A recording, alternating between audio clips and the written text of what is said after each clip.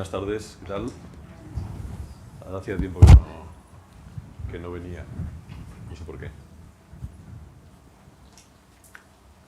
Las agendas. Bueno, pues nada, yo siempre insisto, me decía antes Aina, siempre dices lo mismo, pero es que es verdad que yo no soy un entrevistador y que tengo la suerte de tener aquí a Paula Bonet y tratar de calmar algunas curiosidades perentorias que tengo. De hecho, ya ves interrumpiéndome porque hablo mucho, no soy incontinente, así que bueno, como habéis venido a oírla hablar allá, va a ser maravilloso. No sé si hay que presentarla mucho, no suelo presentar, pero bueno, Paula es sobre todo, a mí una cosa que me interesa mucho que es pintora y escritora. Y a mí eso me crea cierta sensación de incertidumbre. Pero antes que eso, claro, ahora yo tenía la sensación de que yo vengo de la publicidad y siempre pregunto desde la publicidad un poco, ¿no? O desde mis zozobras. Yo tenía la sensación de que habías trabajado en publicidad, entonces tenía una primera pregunta que me sigue interesando de todas maneras, que es, porque la planteo siempre, cuando hablan de nuestro trabajo en publicidad, nos suelen preguntar, siempre que hay la pregunta de ¿lo vuestro es arte? Y yo siempre contesto que obviamente no. Porque lo nuestro responde un encargo y tenemos que vender, ahora decíamos esto del público, ¿no? Encontrarse con el público. Pero es verdad que siempre acabo reflexionando diciendo, hombre, no es arte si entendemos por arte lo que entendemos por arte desde el siglo XVIII, desde los románticos, esa idea de alguien que expresa pues, su mundo interior, sus ideas, sus incertidumbres, lo que sea. Pero sí, si entendemos, y no me quiero comparar, pero si entendemos por un arquitecto o un artista del Renacimiento a quien la Iglesia le encarga la Capilla Sixtina, ¿no? Que es un anuncio, de alguna manera. Entonces, mi primera pregunta es, si habías tenido encargos, si entendías distinto el trabajo de un artista desde el encargo o desde lo que creo que eres tú, que es la expresión de tu propia vida, ¿no? Al fondo, ¿no? Y tu reflexión en torno a ella. Vaya pregunta. No, bueno. Empezamos bien, empezamos fuerte. Ya te interrumpo. Bueno, antes que nada, gracias por la invitación. Le he dicho que soy incontinente porque también tenía muchas ganas de conocer a Toni y de charlar con él. Y bueno, para mí es un honor y un placer estar aquí con vosotros y con vosotras y contigo, Toni. Muchas gracias. A ti. Bueno. La pregunta es compleja porque, claro, acabas de poner primero qué es el arte. O sea, que esto es el gran tema, ¿no? Ya yo me voy al siglo V antes de Cristo, ¿no? Cuando se comparaba la poesía con la pintura por primera vez. ¿Qué es el arte? Pues yo creo que esto nos daría para mucho. No se sabe, partamos de que no se sabe. Sí, partimos de que no se sabe. Sí que cuando me hablas sobre cuando yo trabajo por encargo o cuando trabajo para mí o a través de mí, o no sé cómo decirlo, evidentemente hay una distancia enorme, ¿no? Yo no he hecho publicidad, hice una campaña una vez porque era muy interesante. Era de turismo canario y nos convocaban a 7 personas en Canarias, nos reuníamos, nos conocíamos, nos enviaban a cada uno a una isla y con un ilustrador de la zona recorríamos la isla y teníamos que vender la isla, ¿no? Yo lo hice fatal porque me llevaron a un sitio que era muy parecido al lugar del que yo vengo, ¿no? A cómo la costa se ha estropeado con el turismo, ¿os suena? Bueno, de hecho existe la palabra en inglés Balearization, ¿no? Creo. Destruir una costa se llama Balearization. Pues eso, me encontré con eso, con mucho cemento. Claro, yo vengo de Vila-real, de un pueblo de la Comunidad Valenciana, y ya sabéis todo lo que ha pasado en los últimos años en la costa valenciana, ¿no? Y si no, leed a Rafael Chirves, que lo explica mucho mejor que yo en Crematorio, por ejemplo, es maravilloso y terrible. Lo hice muy mal, o sea, fue el primer encargo que cogí porque... Porque contaste la verdad. Como no podía contar la verdad, no hablaba, no publicaba nada, ¿no? Yo hacía unos dibujos terribles, muy oscuros, ¿no? Y lo pasé muy mal. Pero bueno, este es otro tema. Yo cuando pienso que estoy trabajando por encargo, que sí que lo he hecho alguna vez, ¿no? con algunos libros, ¿no? Por ejemplo, tuve la suerte de ilustrar a Joan Didion, A mí la ilustración es algo que me interesa muy poco porque soy pintora y tengo ahí un conflicto, ¿no? Porque se me conoce como ilustradora, pero por respeto a los ilustradores y a las ilustradoras que saben realizar un encargo, ¿no? Y que se saben colocar en ese lugar, ¿no? Pueden hacer ilustración infantil, pueden realmente acompañar bien un texto. Yo todos los encargos que he hecho han sido encargos que venían porque yo en ese momento en mi obra estaba trabajando eso. Yo estaba trabajando un tema de duelo por unas pérdidas gestacionales y mi editor, el que en aquel momento era mi editor, Claudio López, vio que aquello en lo que yo me estaba volcando, ¿no? A través del grabado, a través de la pintura, a través de los textos, era un proceso de duelo. Entonces me encargó que ilustrara El año del pensamiento mágico de Joan Didion, y lo que hice fue reutilizar incluso muchas de mis imágenes que por el encuadre, por cómo acabamos reproduciéndolo en el libro, no son tan evidentes, pero hay incluso embriones desmembrados, ¿no? Con lo que para mí el encargo es complejo, pero para mí el encargo es necesario también, porque no tengo que comer. Entonces, ¿de alguna manera tú te estarías haciendo, aunque sea inconscientemente, un encargo a ti misma? No. ¿Cuando trabajas? No. No, de hecho, voy a traer aquí a una pintora que admiro mucho, que es Paula Rego, la portuguesa Paula Rego, que si no conocéis acercaos a su obra porque es maravillosa. Es una obra muy política, es una obra muy íntima también, es una obra muy metafórica, con metáforas evidentes, y ella explica que en la pintura es en el único lugar en el que es libre, en el que es realmente libre. Dice, yo cuando pinto puedo incluso matar. Se va a un lugar radical, pero es que yo cuando pinto o yo cuando escribo puedo incluso matar, ¿no? Matar a un personaje en una novela o matar a un personaje o a un ser, ¿no? A alguien que estoy pintando en un lienzo.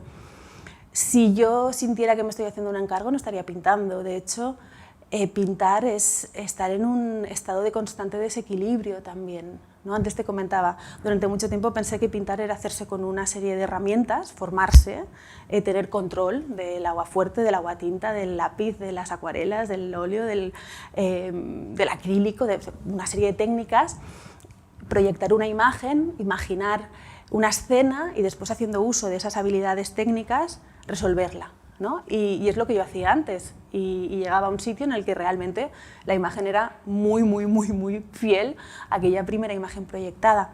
Pero cuando empecé a escribir y cuando empecé a ver también cuando una se expone y los medios hablan de la obra de una, ¿no? Y hay ese diálogo con el público, que también si quieres hablamos de eso después,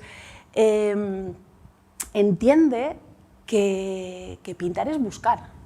Y que una no puede decidir quién es, no puede decidir, yo quiero ser una pintora figurativa, que digan de mí que soy oscura o transparente, o que mi pintura está muy influenciada por la pintura de Silvia Paul o por la pintura de Mondrian. Una no puede decidir cómo va a recibirla el público, ¿no? Con lo que no puede pintar para el público. Y una tampoco puede disfrazarse de la pintora que querría ser. Una tiene una voz y tiene que entender cómo usar esa voz. Y muchas veces ese es el camino duro, ¿no? Entender que tú a lo mejor no eres lo que piensas que eres. Pero sino... en cambio, y es muy interesante esto que dices porque me recuerda a un texto que para mí es fundamental, que es un texto de Borges, que habla de los pasos del escritor, pero en realidad vale para cualquier proceso creativo. Y él habla de primero tienes un estilo genérico, porque has aprendido de un modo genérico, luego imitas casi desesperadamente, incluso llegas a confundir a ese al que imitas con la verdad, ¿no? Sí. Pero aprendes imitando. Luego, si tienes suerte, los buenos desarrollan lo que tú dices, una voz, un estilo, seguramente una mirada en la pintura, no lo sé. Y luego dice, ya era un cuarto estadio al que no llega nadie o prácticamente nadie, que es volver a ser como al inicio un genérico, pero genial. Es decir, digamos, escribir directamente un clásico. Es decir, Shakespeare llega un momento en que ya no es él, es la humanidad, digamos, ¿no? Escribiendo. De alguna forma. Y él dice, prácticamente nadie llega a eso, ¿no? Yo creo que él llegó, pero él no niega de sí mismo. Pero he leído en algunos textos tuyos que hay como una especie de voluntad que supongo que tiene que ver con lo que hemos hablado antes de la ilustración, como de desprenderte del estilo. O por lo menos lo verbalizas así. Sí, es que yo creo que... Ahora cuando has dicho lo de la voz me ha chocado. O por lo menos en esas etapas de formación. No es lo mismo la voz o el estilo que tú quieres conseguir cuando te estás formando que después entender que es que cada uno tiene el suyo y es mutante el estilo también, como la opinión, ¿no? O como tu manera de estar en el mundo. Yo pienso que, evidentemente, estoy muy de acuerdo con Borges. No llegué nunca a contemplar ese último estado del que hablas, me quedo en el penúltimo, que creo que es al que llegamos las personas normales. Bueno, las personas normales que consiguen tener una voz, que no es tan fácil, ¿no? Las personas normales que consiguen tener una voz. Los músicos dicen eso de sonar distinto, ¿no? No sé, pero es que cuando uno... Mira, yo tengo la suerte, y he visto algunas caras por aquí, de tener un espacio de creación en Barcelona que está muy vivo y donde, además de ser muy rigurosas con la técnica para luego reventarla, destrozarla, llevarla a cada una donde le interesa, permitimos la palabra y permitimos la vulnerabilidad, ¿no? Y nos permitimos mostrarnos. Isabel Santaló, otra pintora, ¿no? Ella habla de cuando una pinta está huérfana, ¿no? Está sola, permitimos mostrar eso, ¿no? y acabamos llegando a conclusiones mucho más interesantes que a las que puede llegar una persona sola, ¿no?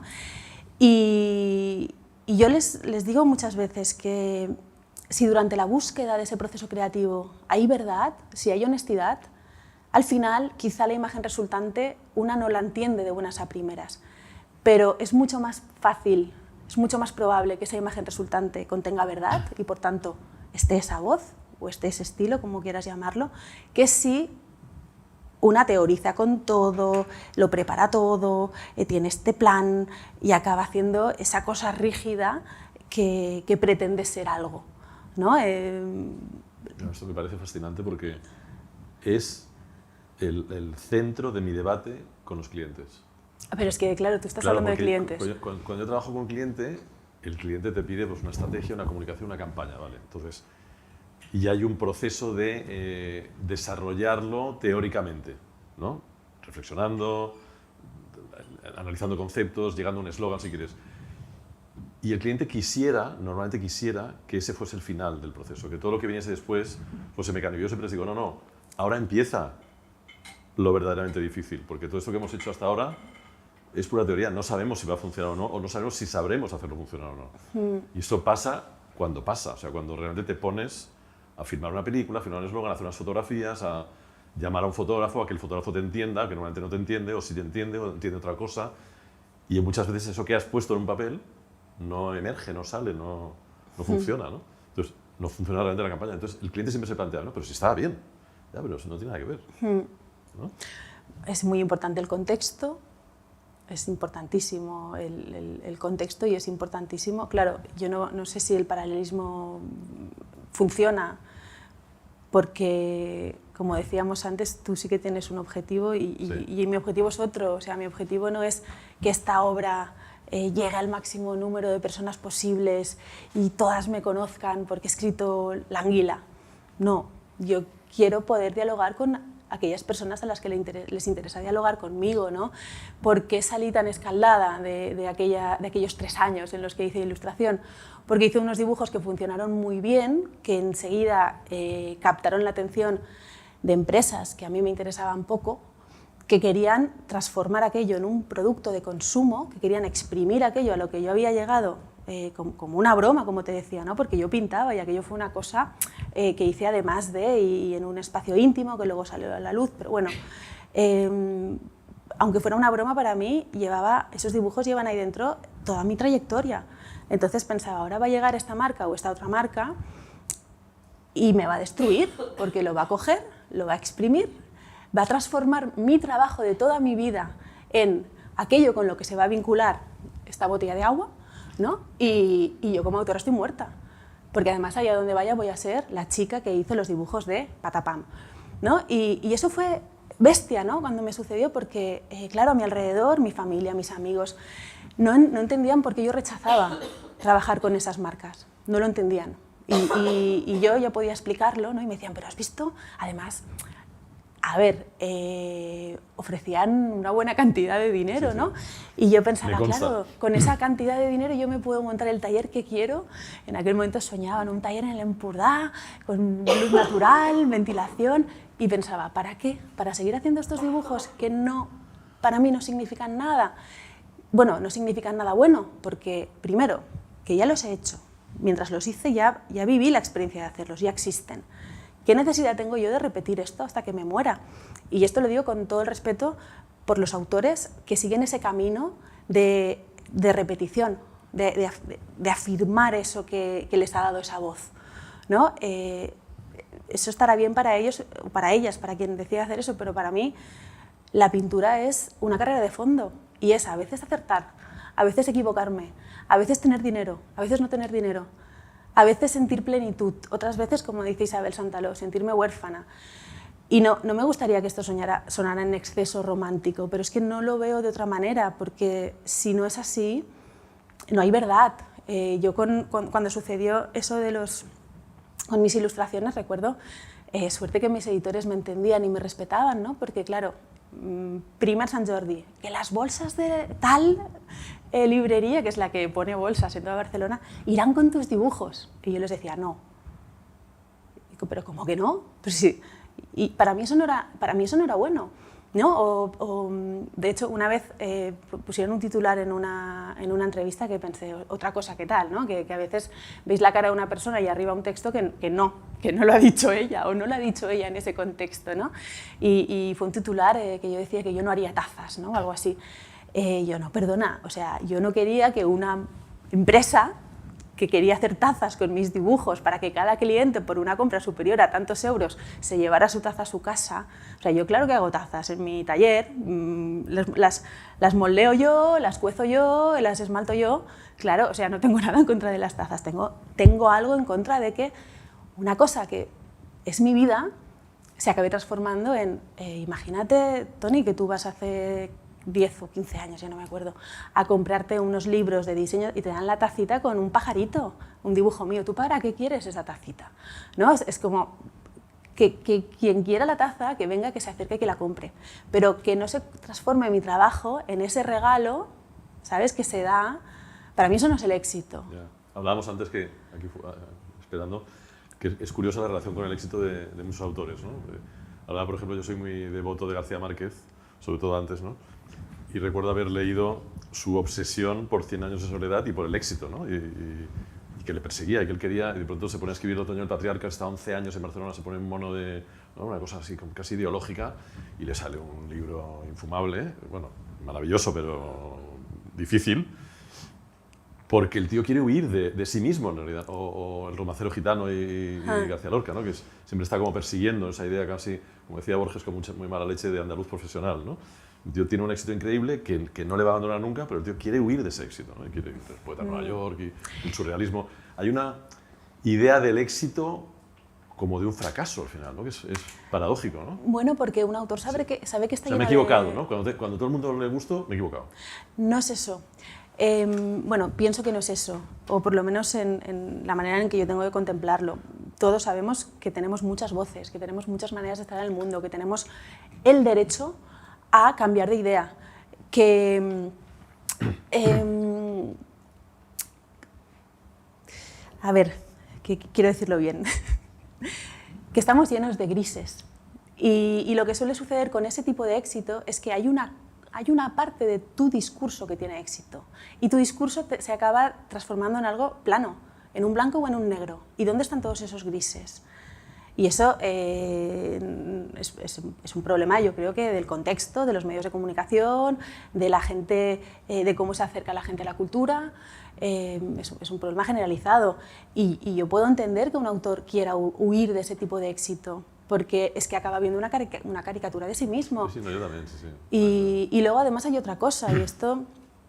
yo tengo la suerte de poder relacionarme con muchas personas a las que admiro, sobre todo con muchas escritoras, y preguntarles, ¿no?, por su voz, por su mirada. Antes has hablado de la mirada, para mí la mirada es lo básico, ¿no? También en el taller hablo mucho de eso, ¿no?, de pintar no es estar moviendo el pincel mezclando un color o sobre la tela. Pintar es mirar, pintar es pensar, ¿no? Muchas veces algunas amigas que me dicen que están agobiadas, que ya vendrán al taller a relajarse pintando, yo les digo, venid, venid, que os vais a relajar pintando.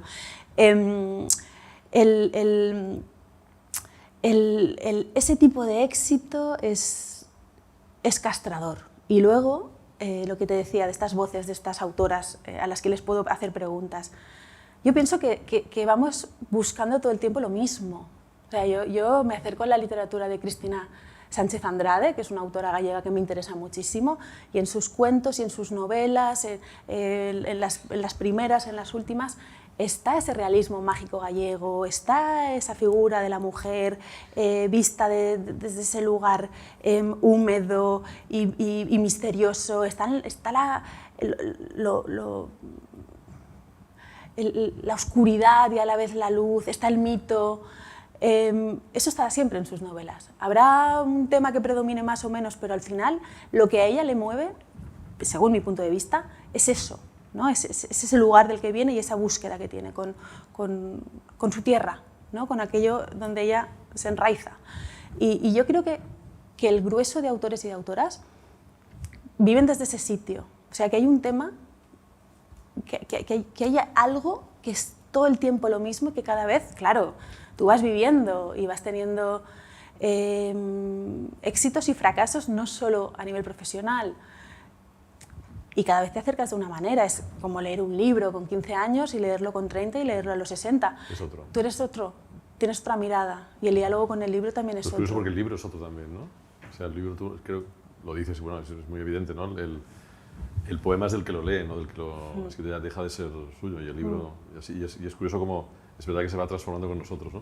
Tenía una, porque antes, ahora has dicho una cosa que me quiero meter luego, que es el tema de la autobiografía de alguna manera, ¿no? Pero tenía una cosa que es más bien una curiosidad personal. Yo recuerdo, o sea, yo siempre he querido saber dibujar y nunca he sabido dibujar.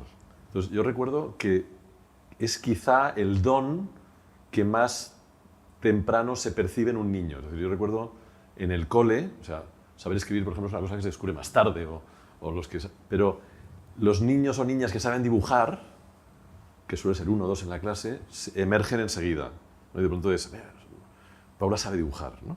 ¿Tú notaste eso? ¿Hay un momento en el que eres consciente? Porque yo eso lo recuerdo, y lo recuerdo en mi caso para mal, porque yo quería saber dibujar y no sabía.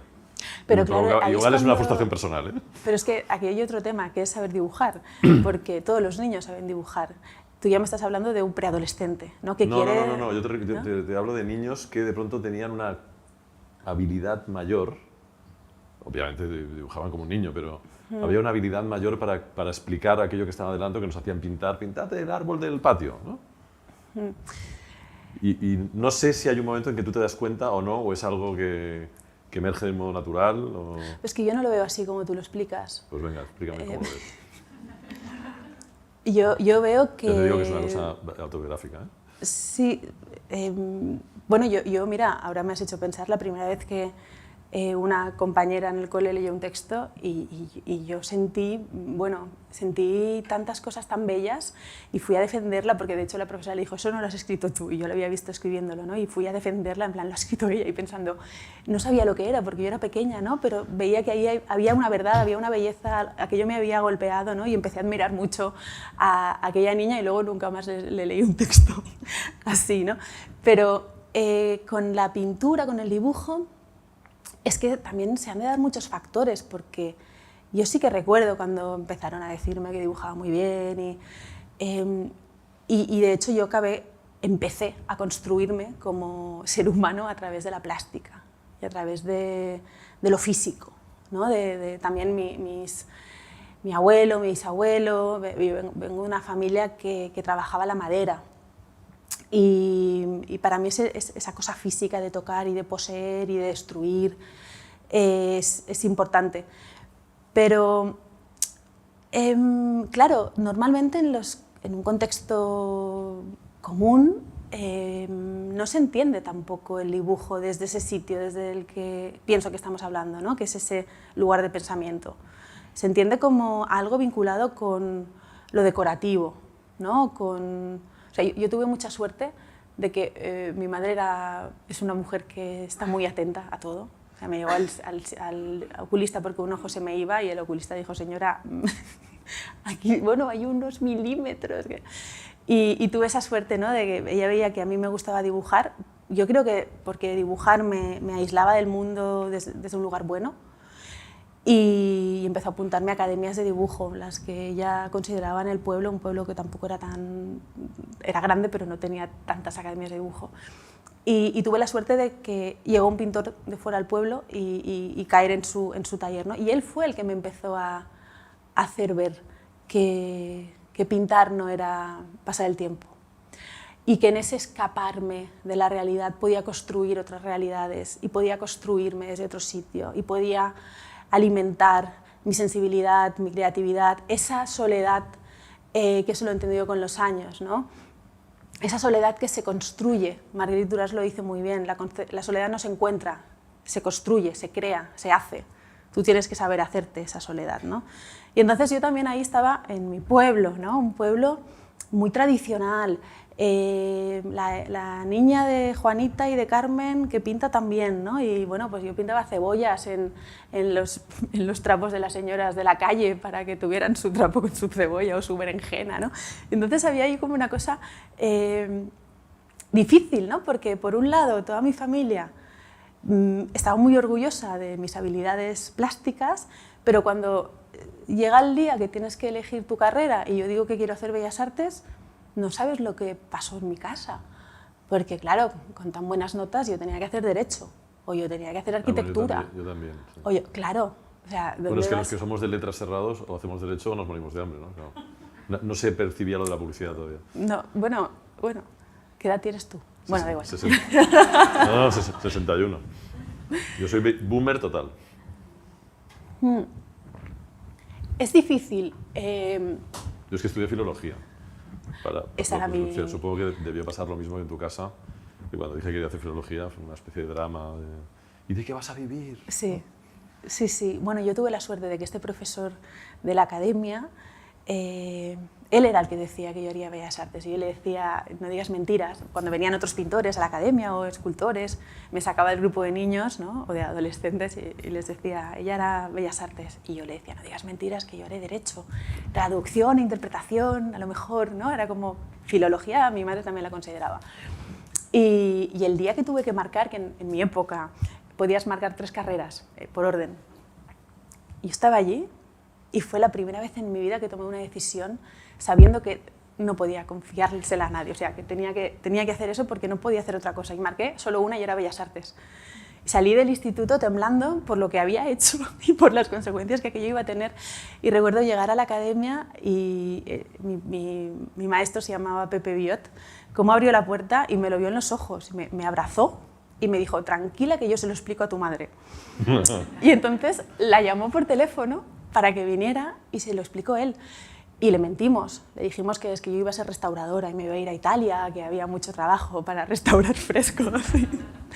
Y así fue. Luego no cogí ni una asignatura de restauración, evidentemente. Pero, claro, es... ¿Y la carrera? Porque yo, por ejemplo, yo hice filología porque pensé que quería escribir, que quería ser escritor, y pensé que me enseñaría a escribir, y desde luego de eso nada.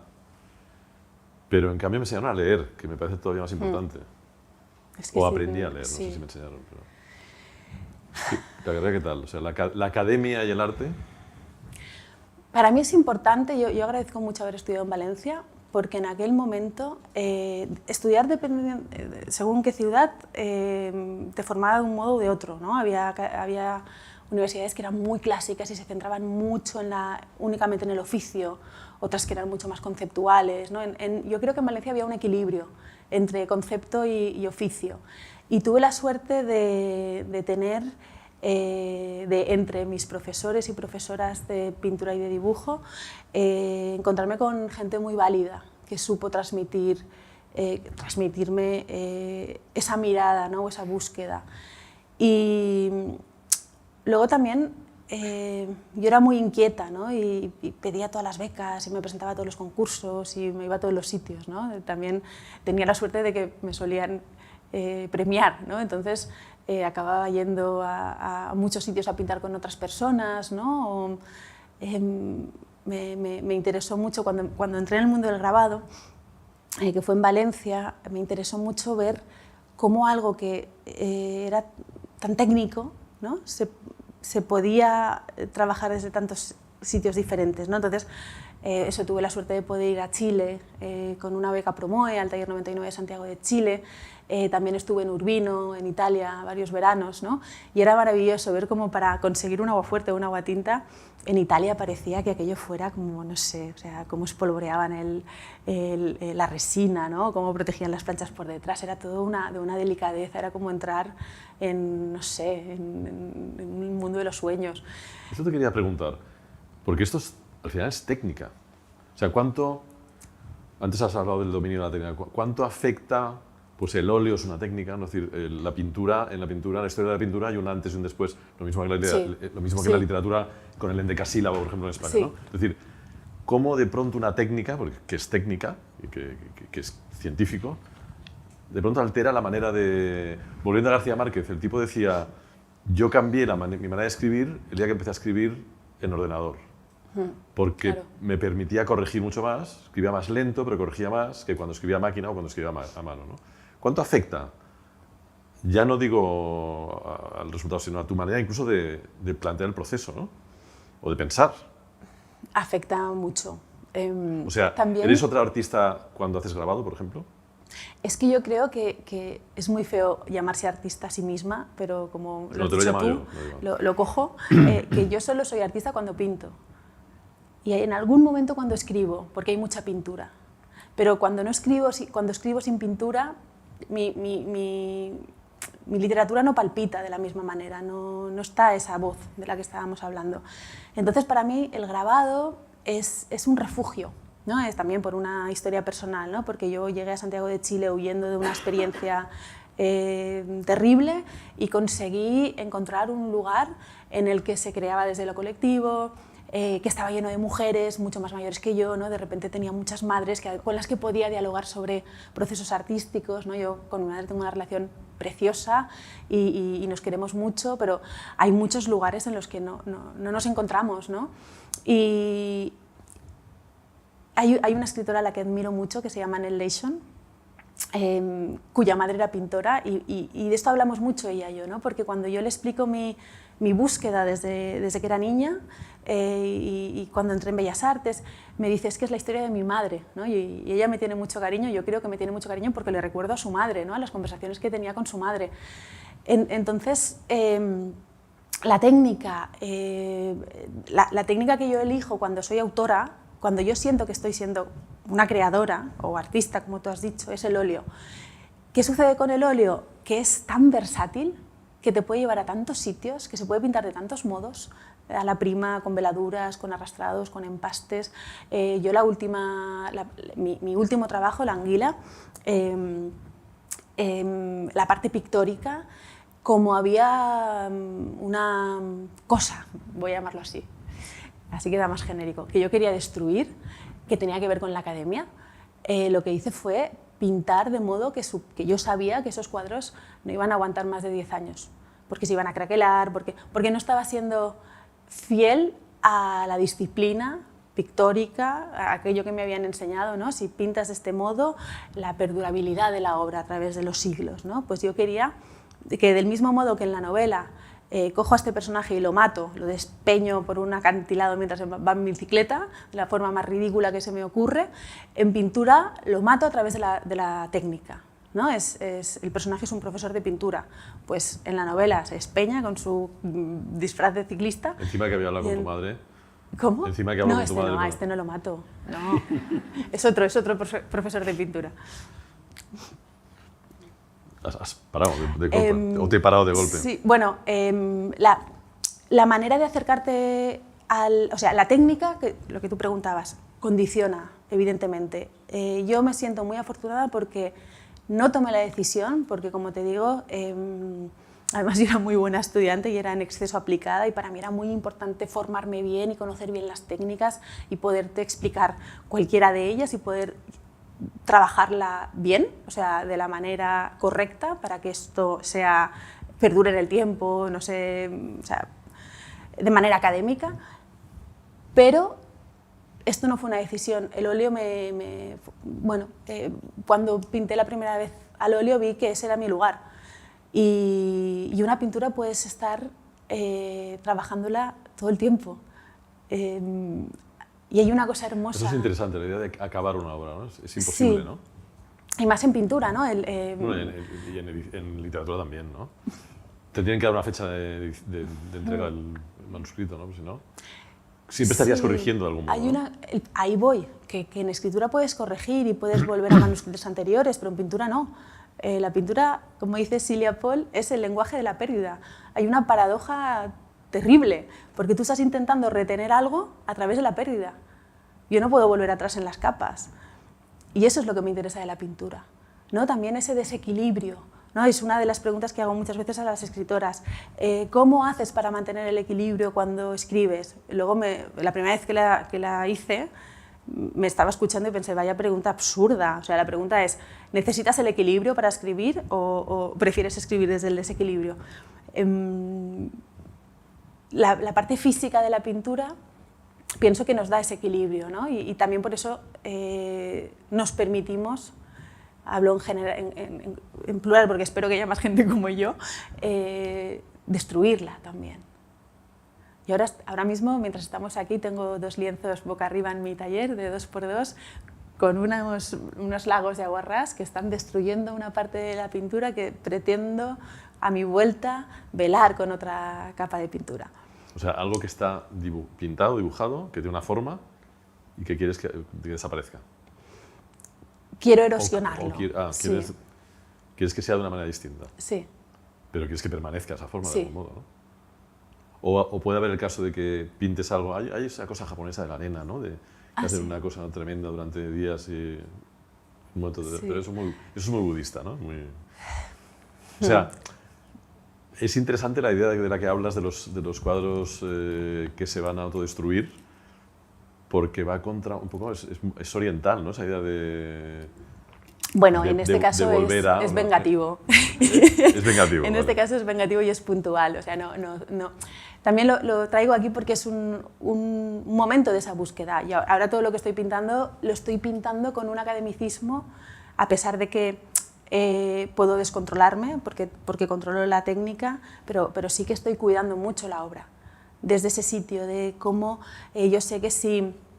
las primeras capas de pintura son en extremo gruesas, la adherencia en la tela no va a ser igual que si fuera pintando con capas finas y fuera añadiendo la pintura, la materia, poco a poco, ¿no? Entonces, cómo sé qué tipo de disolventes facilitan la fidelidad, o sea, que el color que yo pongo permanezca de la manera más fiel posible, ¿no? Antes a mí eso me daba igual, usaba secativo de cobalto o liquid, que son unos mediums que todo lo amarillean, me daba igual que mi pintura se amarillara, ¿no? Pero ahora sí que estoy haciendo unas obras en las que estoy cuidando mucho eso, ¿no? Trabajo mucho el color, trabajo mucho la forma, aunque luego la destruya, pero sí que ya no meto elementos que sé que la van a llevar a ese sitio que ahora no me interesa.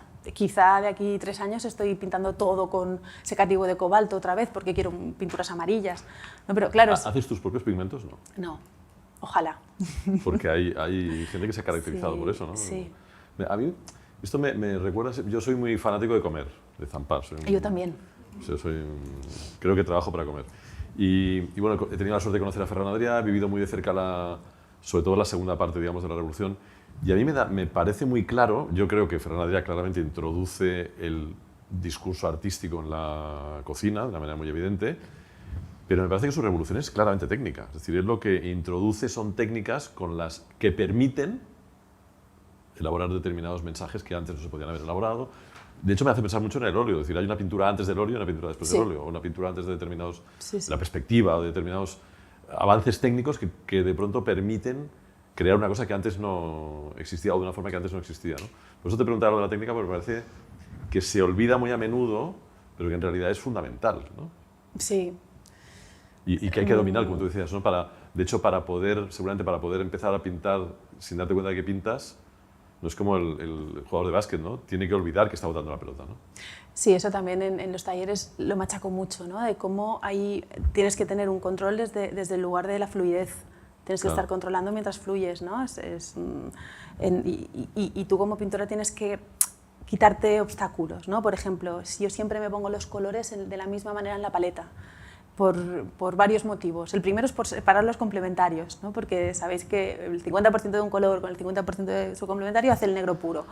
Y eso es muy bueno cuando estás pintando, cuando estás intentando quitar saturación a un color, ¿no? O cuando quieres llegar a los negros, a los oscuros. Pero si tengo los colores muy cerca en la paleta, si con un descuido mancho el uno con el otro, esa saturación del color original no la tendré. Pero luego hay otra cosa que para mí es importante, que es ese no perder el tiempo buscando dónde está el amarillo.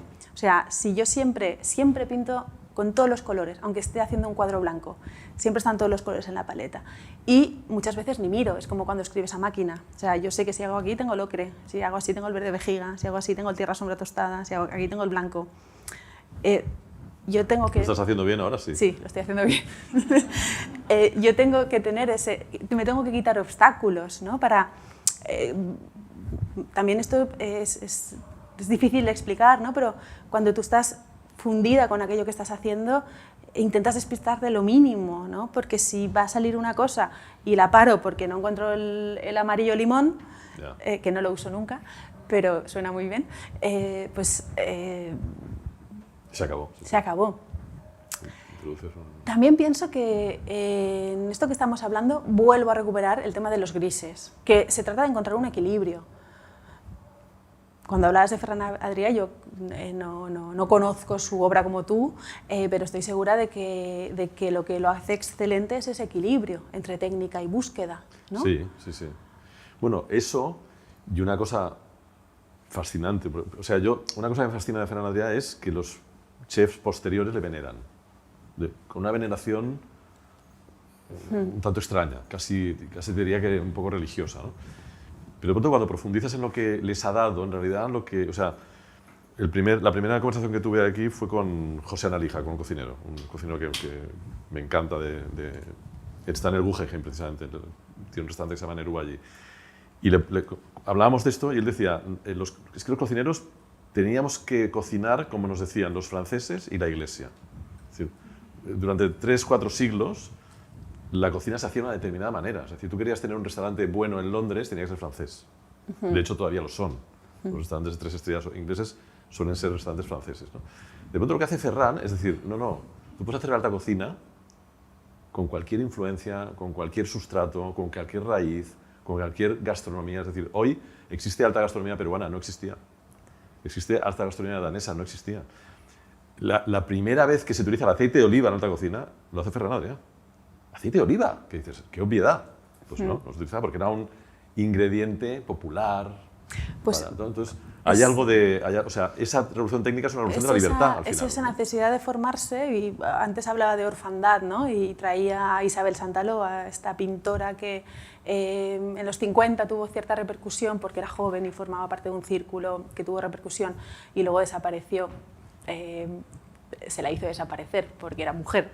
Y hay un documental muy interesante que os recomiendo enormemente que se titula La visita y un jardín secreto, en el que Isabel Santaló ya está casi en el final de sus días. Y bueno, es para cualquier persona a la que le interese la pintura, odio esta palabra, pero es imprescindible verlo, ¿no? Porque hay mucha belleza y mucha verdad, y hay sobre todo una encuentra alivio cuando la escucha, ¿no? Porque entiende que su búsqueda no es en vano, ¿no? Una mujer que está completamente sola, porque en aquel momento cuando decide hacer Bellas Artes está mal visto que una mujer pinte, y más en una familia muy cerrada, ¿no? Y bueno, una mujer que vivió de espaldas a su familia, a poder crear una familia, ¿no? Que está sola con un gato obeso pintando, está en paz, ¿no? O sea, su vida ha consistido en pintar y ella está en paz. Y ella habla de esa orfandad y de esa necesidad de formarse, ¿no? Ella dice, una se tiene que formar, claro, para ir hacia lo que no sabes, ¿no? O sea, ese lo que no sabes... Saber para ir a lo que no sabes. Claro, Y es cuando Ferran Adrià pone el aceite de oliva, o sea, tiene que permitirse esa libertad. Te citaré, pero lo voy a utilizar. Es Isabel Santaló.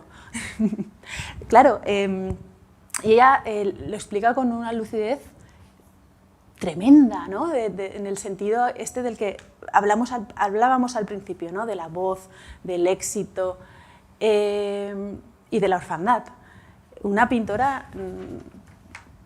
Yo no entiendo la pintura sin esa búsqueda, ¿no? Y ella, en ese ir hacia lo que no sabes, habla también de ese momento en el que estás a punto de tocar algo. O sea, tú no estás viendo hacia dónde vas, pero estás segura de que eso existe. Y siempre estás a punto de tocarlo y nunca lo tocas, ¿no? Por eso también esa carrera de fondo de la que te hablaba, ¿no? Y por eso... mira, ahora voy a traer yo a un cineasta, ¿no? A François Truffaut. Yo pienso que me formé emocionalmente, intelectualmente, también pictóricamente, porque cuando yo era estudiante de Bellas Artes le robaba maneras de componer en la pantalla y yo me lo llevaba al lienzo y aprendí mucho de él cuando analicé su trayectoria, ¿no? Porque su carrera estaba formada por éxitos y por fracasos. Y tú no podías entender la obra de Truffaut con una película. Tú tenías que entenderla con todas las películas, ¿no? Jules et Jim. Filma Jules et Jim. Jules et Jim es un escándalo, ¿no? Es triunfo, aplauso de la crítica, aplauso del público. Maravilloso, una relación a tres bandas, donde los tres elementos del triángulo conocen la existencia de los otros dos, una cosa bellísima que sucede en un París pre-Primera Guerra Mundial, después se van al campo, o sea, una cosa idílica, maravillosa, ¿vale? La novela en la que se inspira, bueno, de repente tienen que reeditarla, ¿no? Y el autor se hace mundialmente conocido. Realiza esta película y luego dice, bueno, me ha faltado decir algo que es terrible, ¿no? Que es todo lo negativo que puede tener una relación a tres bandas, ¿no? Entonces, lo que él pensó, o lo que nos ha llegado que él pensó, es que iba a hacer otra película que tituló La piel suave, en la que lo iba a llevar todo al otro lugar, ¿no? En lugar del campo, sería una ciudad. Los tres elementos, los tres vértices del triángulo no tenían por qué saber que existían los otros, el otro vértice, o sea, una historia de engaños en una ciudad gris, con diferencia de edad, abuso de género. Es la historia que siempre ha hecho el cine, ¿no? La que no había hecho era la anterior, ¿no? Sí. Claro, Jules et Jim es nueva. La otra es una historia... Pero la otra es un drama. La otra no tiene sentido. Es una crítica. Es un conflicto, también. ¿no? No tiene sentido sin la primera. Y además él dice, voy a hacer esto, lo voy a hacer súper rápido, va a costar 2 duros, esto lo vamos a amortizar muy rápido porque además va a ser barata. Y esa película, todas las críticas son negativas, ¿no? Y otra película que hizo, La habitación verde, ¿no? Hablando de todos tenemos muertos. Esta película tiene que funcionar porque todos tenemos muertos, todos queremos honrar a nuestros muertos. Luego, ¿quién quiere ver una película de un señor al que se le ha muerto una mujer y le pide que la creen en 3D para tenerla cerca? Pues entiende su obra con esos no triunfos, ¿no? Me interesa conocer a los autores y las autoras desde ese lugar, abriendo el foco, ¿no? Por eso creo que vuelvo yo a tu pregunta, ¿no? De por qué cuando alguien se hace muy conocido por la masa habitualmente rechaza ese éxito. Pues porque se convierte en eso, en una caricatura o en una parte muy pequeña de su obra. Sí, pero es mucho más compleja. Sí, depende en qué artes, ¿no? Por ejemplo, a Beyoncé le encanta tener muchos seguidores, ¿no? Pero sí, es curioso. Antes de que se me pase, pues no sé cómo vamos de tiempo. He empezado por ahí y me interesa mucho esa parte.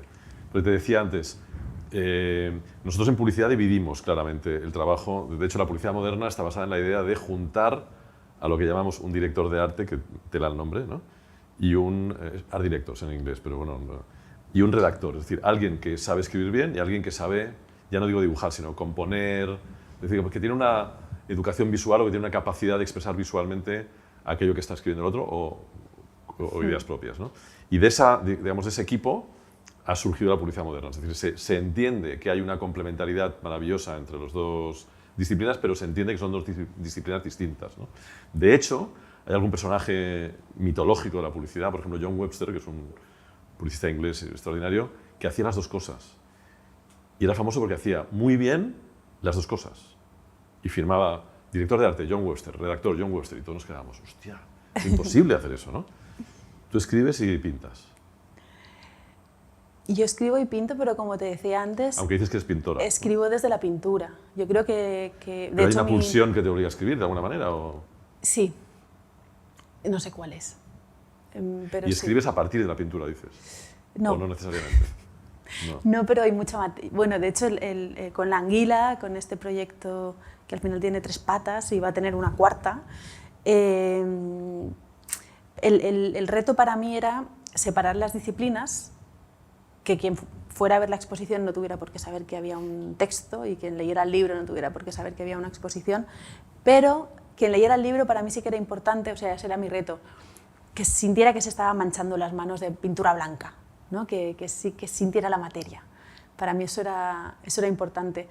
Es la primera vez también que he querido trabajar lo mismo en 2 lugares, que ideé una estructura pensando que la podría mantener en las 2 disciplinas, ¿no? La estructura os va a sonar mucho, o sea, un viaje ascensional en 3 actos, del infierno al paraíso, ¿no? En pintura, teniendo mucho miedo del paraíso en la parte plástica, porque revisando la obra de autores y autoras que han ilustrado o han pintado la Divina Comedia, claro, el grueso está en el infierno, está en el purgatorio, ahí es donde sucede todo, ¿no? Donde hay más materia, donde hay más narrativa, donde el pintor o la pintora se puede soltar más, ¿no? y construir atrocidades o destruirlas. Y luego el paraíso es blanco, ¿no? Y eso es difícil, ¿no? Yo a nivel plástico pensaba que me iba a ser muy complejo, y a nivel literario pensaba que no lo iba a ser tanto. Entonces empecé por el infierno en ambas disciplinas, ¿no? Y era interesante porque lo que me iba sucediendo era que a veces no sabía cómo resolver una cosa en una de ellas y la otra me lo daba. O sea, como que la abstracción de la palabra me beneficiaba con la pintura y lo que acababa viendo en la pintura me beneficiaba para la palabra, ¿no? Yo venía, como te he dicho antes, de 2 duelos, ¿no? de un duelo muy largo, de 2 pérdidas gestacionales. Y pensé, voy a pintar muchas veces ese embrión que no ha nacido, porque a base de repetición lo voy a acabar aborreciendo, ¿no? Voy a acabar superando esto a base de verlo y verlo y verlo. Y no lo aborrecía, lo pintaba, lo grababa con agua fuerte, con agua tinta, óleo, acuarelas, anilinas, pastillas Artcraft, o sea, era como, venga a pintar embriones. Y al final, un día cambié de técnica, me fui a una técnica que se llama algrafía, que es un sucedáneo de la litografía. En lugar de piedras, trabajamos con planchas de aluminio granuladas, y a mí me interesa porque trabajo mucho la mancha, es mucho más pictórica. Entonces, ¿cómo trabajo la mancha? Con alcohol y polvo de tóner. Entonces, según hay más o menos alcohol y más o menos polvo de tóner, hay un gris más o menos fuerte. Ahí puedo construir una gama muy amplia. Entonces, cuando fui a construir ese embrión, que ya me sabía de memoria, ¿no? Aquí va la columna vertebral, aquí va la cabeza, aquí va el bracito, los deditos, la mancha empezó a deformarse. Fue brutal. O sea, porque los embriones que yo gestaba se abortaban por una malformación. Y esa malformación aparecía en mi historial médico. Cada vez que me daban un papel me explicaban malformación. Yo no lo leía, yo no entendía. Las palabras no me permitían entender eso. Y ver la malformación en una imagen que yo misma estaba creando, bueno, imagínate, me lo escupió a la cara, ¿no? Me dijo, este es el duelo que tienes que hacer, no el otro, ¿no? Entonces, eso me ayudó a escribir sobre ese vínculo con lo monstruoso, ¿no? O con la idea de maternidades, la no maternidad. Me hizo plantearme muchas cosas, entre ellas el mandato social, ¿no? O sea, ¿por qué estoy queriendo yo ser madre? ¿Realmente quiero ser madre o es que el contexto me está diciendo que como tengo un útero he de ser madre? Bueno, todo este rollo para regresar a la anguila y regresar a esa estructura que se va beneficiando, o sea, a como una disciplina, en mi caso, beneficia a la otra. ¿Qué fue lo que más me sorprendió de este camino? que me di cuenta que en la pintura había de haber las 3 partes, pero en la palabra, en el libro, me tenía que cargar el paraíso, ¿no? Porque tenía que dejar al lector o a la lectora saliendo del purgatorio y tú te resuelves lo tuyo, no te lo voy a masticar y ponértelo en la boca, ¿no? Sin embargo, en pintura era importante porque el espacio expositivo era muy grande, veníamos de 2 salas, o sea, de 2 espacios muy violentos, ¿no? El primero eran estas malformaciones, ¿no? esta violencia obstétrica, también estas violencias que están invisibilizadas, las que están en el lenguaje, ¿no? las que están en la manera que tenemos de relacionarnos, en el núcleo familiar más amoroso. La segunda parte eran estas agresiones, suelo decir evidentes, pero no lo son, ¿no? Porque una violación o un abuso de poder o un asesinato machista realmente sucede después de una serie de hechos que habitualmente la víctima está intentando denunciar, pero nadie ve. O sea, con lo que no son tan evidentes porque nadie lo ve hasta que sucede, ¿no? Y luego todo el mundo se lamenta. Claro, después de ver esas 2 salas tan bestias, con tanta violencia, uno tiene que llegar al paraíso, ¿no?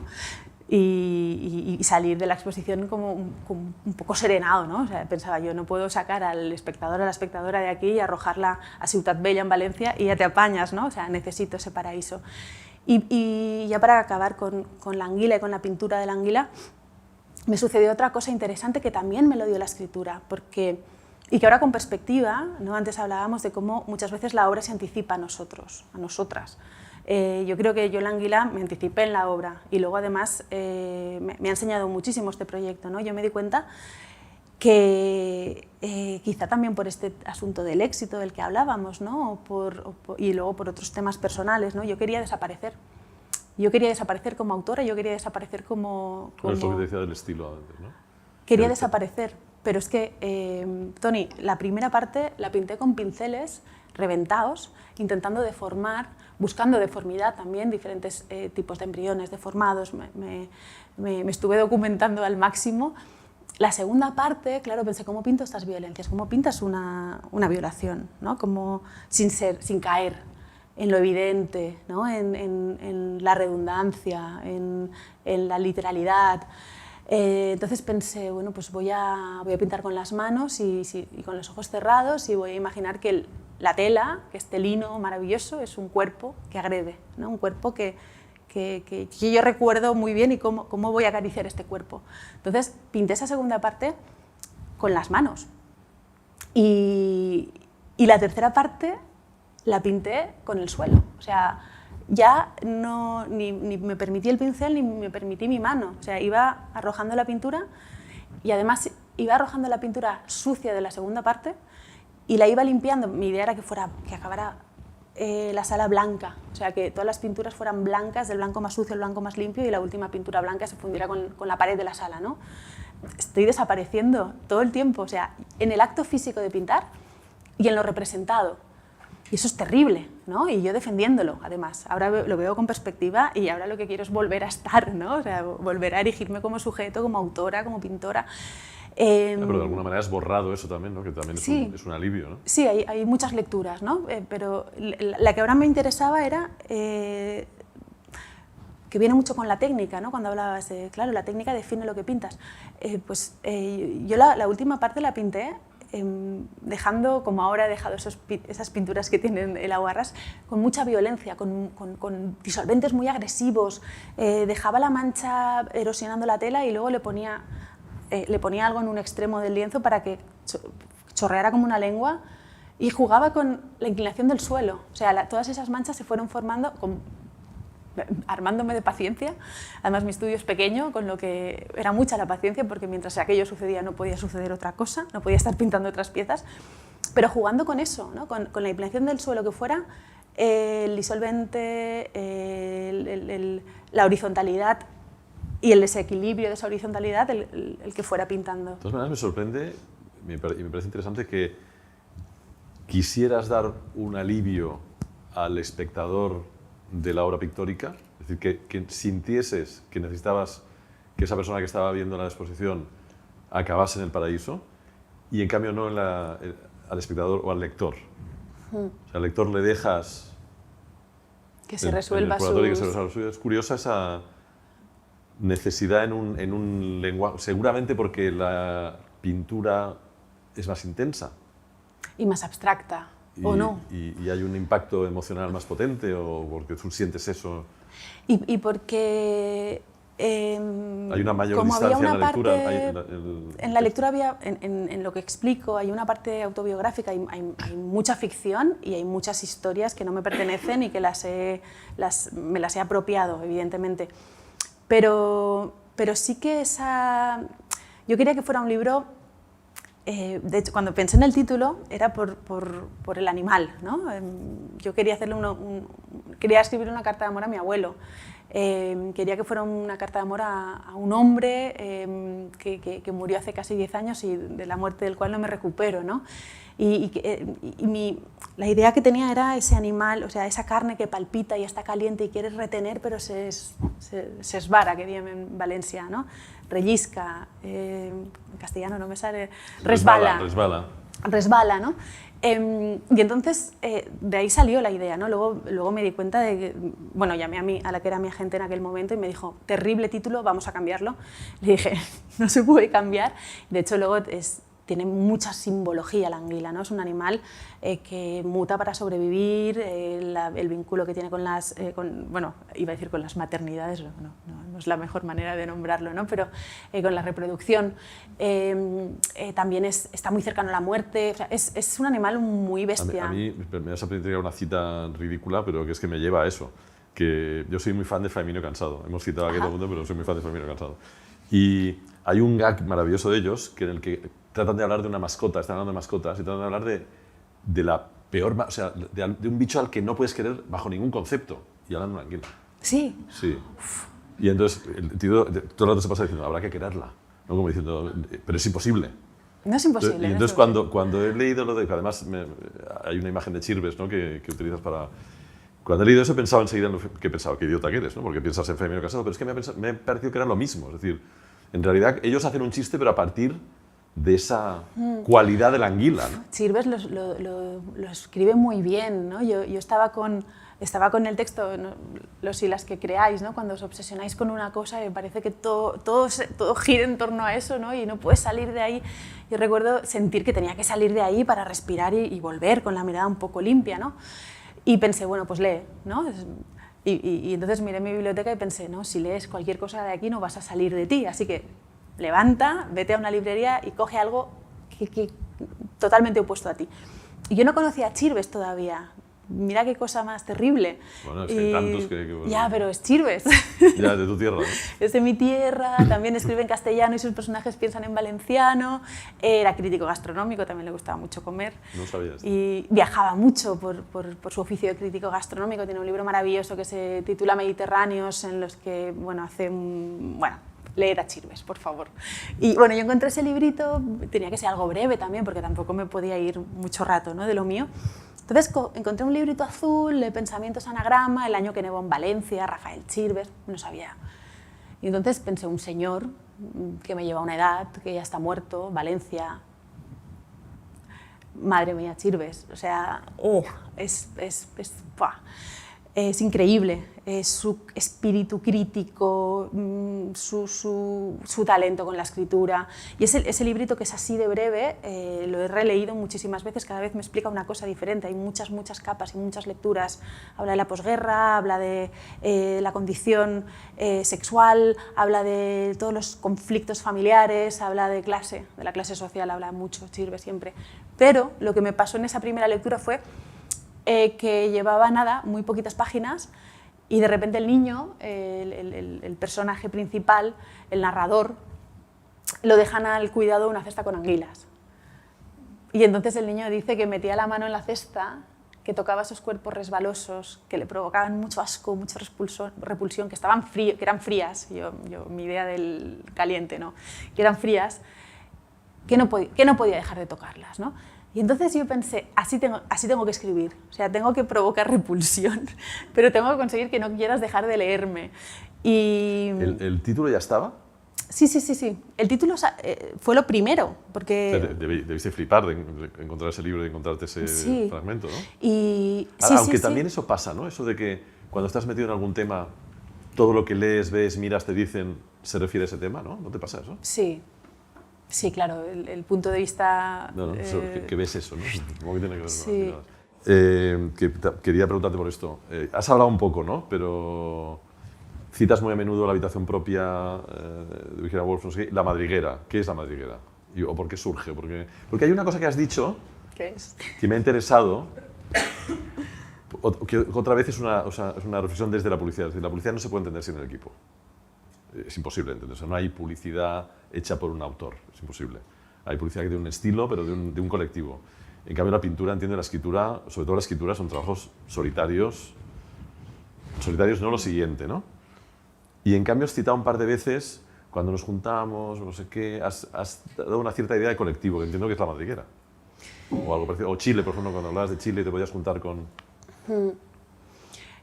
¿Qué respuesta quieres? ¿La emocional? ¿La teórica? La emocional, ¿no?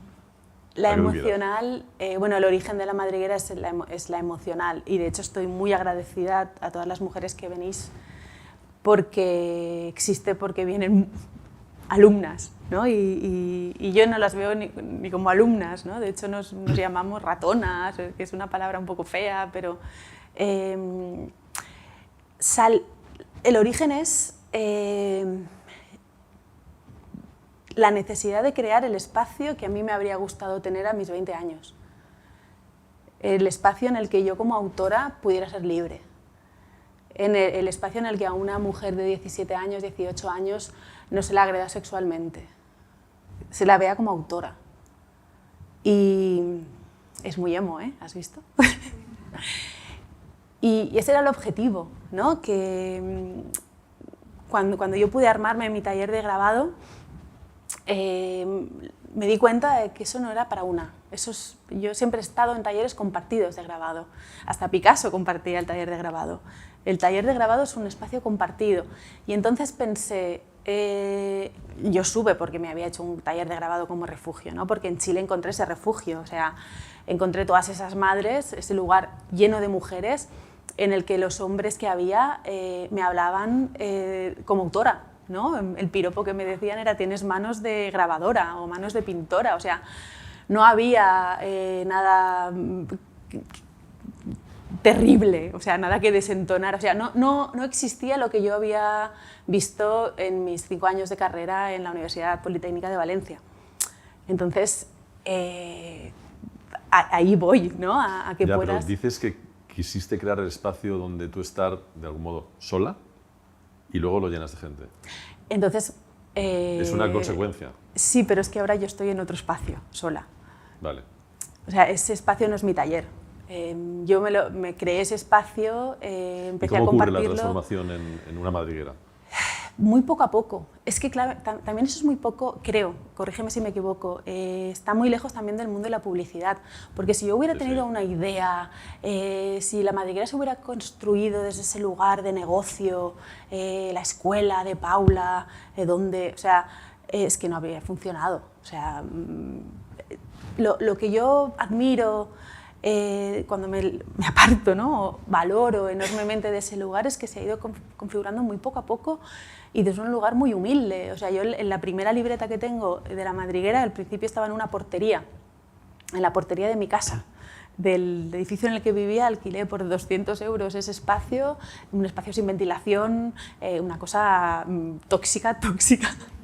Sin ventilación y lleno de productos químicos.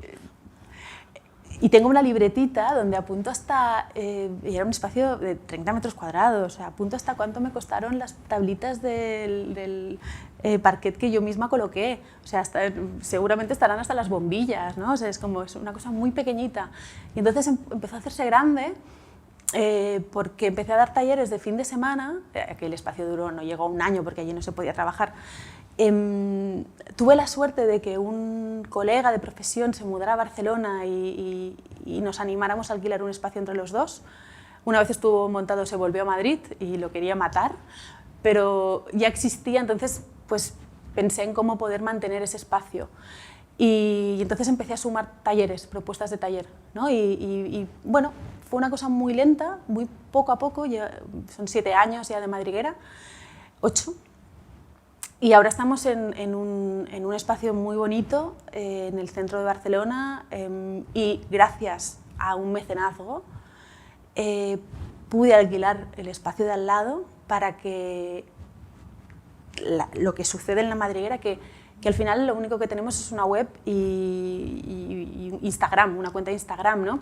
Y estamos hablando de que estamos trabajando la materia y estamos trabajando no solo la materia sino la comunidad.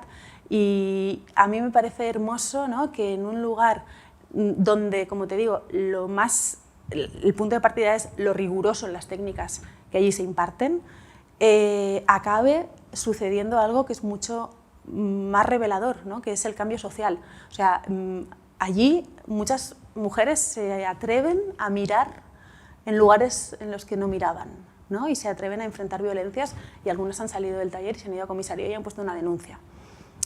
Eso es muy bestia, ¿no? Y verlo, o sea, verlo con perspectiva, decir, hostia, he querido crear este lugar seguro y no solo es un lugar seguro, sino que además construye desde dentro hacia afuera, que el fuera también sea ese lugar más seguro.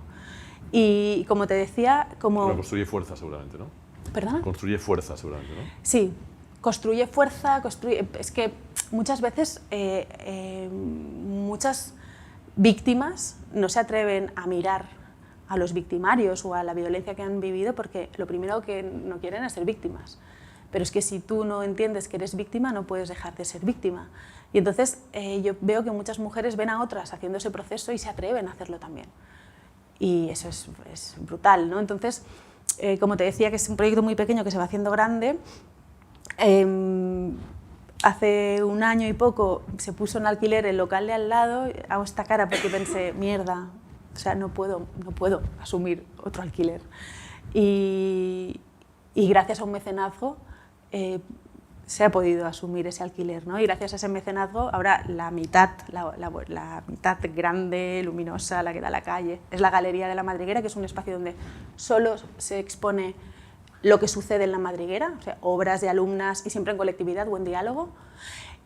También las profesoras invitadas pueden exponer parte de sus originales. Ahora, por ejemplo, vino María Herreros a presentar su último libro, Un barbero en la guerra, que es un libro hermoso y nos ha dejado unos originales que es perfecto porque también bueno, ver obra original de una autora potente como María Herreros para las que vienen a formarse es positivo.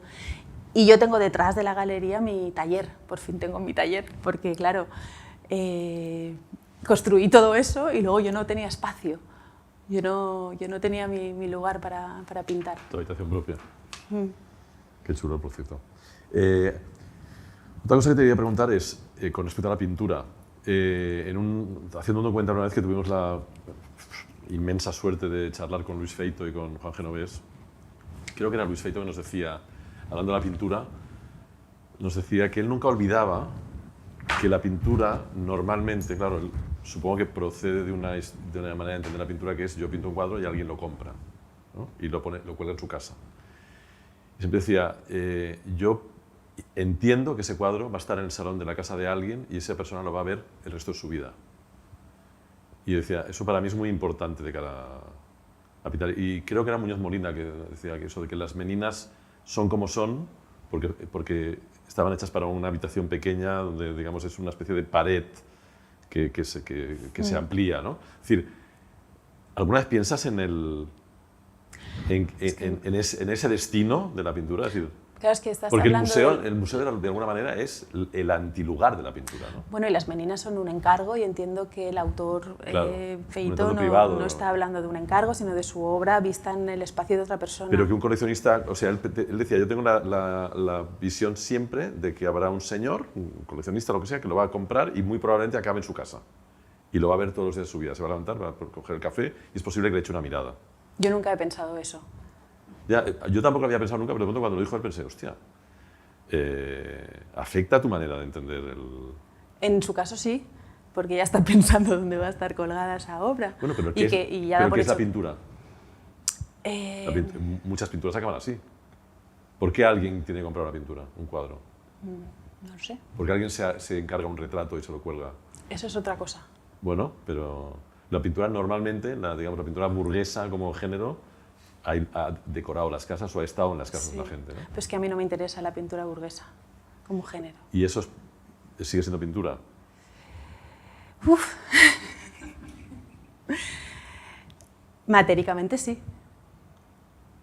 ¿Y tu interés es una exposición? O sea, por ejemplo, ¿tú tienes gente que compre tu obra? Alguna gente compra mi obra, pero yo no estoy pintando. De hecho, doy clases, hago charlas, he hecho algún libro ilustrado, tengo un espectáculo con mi pareja en el que yo pinto en directo. O sea, hago todo eso para poder pintar desde la libertad de no tener que vender mi obra. Que ojalá... O sea, ¿Quisieras no venderla? No, ojalá se venda. Sería una maravilla que se vendiera la obra. Pero no es... yo no pinto para vender mi obra. Yo pinto para hacerme preguntas, para poner espejos, para que haya gente que se atreva a mirar realidades que intenta evitar mirar. Sí que yo la veo más como una herramienta de denuncia que como un elemento decorativo en el salón de una persona. Yo no creo que Feito estuviera hablando de decorativo. Yo creo que está hablando de intensidad, de hecho la máxima intensidad posible. Es decir, que una obra tuya comparta la vida de alguien durante toda su vida y que vaya... Bueno, es una ventana. A ver, ¿no? si alguien... O sea, a mí me impresionó la idea de profundidad. O sea, yo no había visto un cuadro así. O sea, tienes la tendencia a pensar en un cuadro como algo que ves 10 segundos cuando pasas por el Rijksmuseum en Ámsterdam, ¿no? Ayer, por ejemplo, leí que la National Gallery hace exposiciones que me parece una idea maravillosa con 2 cuadros. Es que la pintura es Ahora está haciendo una con 2 Caravaggios. Entonces tú te metes ahí y ves 2 cuadros y te vas. Pagas la entrada, ves los 2 cuadros y te vas. La pintura es parar el tiempo. Claro. La pintura exige tu tiempo, y volver a mirar, tu observación, mirar, ¿no? tu revisión. Yo creo que de lo que hablaba Feito es de que él tenía que introducir complejidad, tenía que introducir capas, tenía que introducir profundidad, porque si no, eso ¿cómo aguanta en la casa de alguien 40 años? ¿No? Yo creo que se refería a eso, o yo entendí eso. Sí, no, y eso es muy hermoso. Pero, claro, es que también estamos intentando que la pintura sea una única cosa.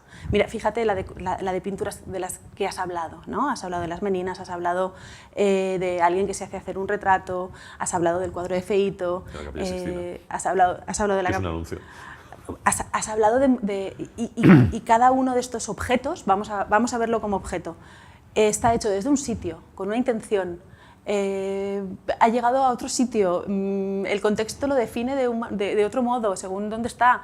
Entonces, yo lo único que puedo hablar, a ver, podemos hablar de pintura, pero si hablo de cómo me relaciono yo con la pintura como autora, y luego cómo me relaciono yo con la pintura, si me pudiera permitir comprar una pintura que me... ¿Tú tienes, por ejemplo, pintura en tu casa? Yo tengo más grabados que pinturas, sí. Tengo obra de Roser Bru, por ejemplo, que es una autora que admiro muchísimo.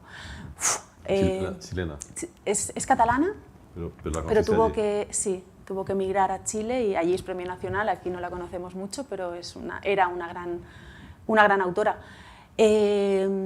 Claro, es que según la pintura, o sea, yo si pudiera tener una pintura de Silvia Paul en mi casa, pues yo creo que habría un salón solo para la pintura de Silvia Paul.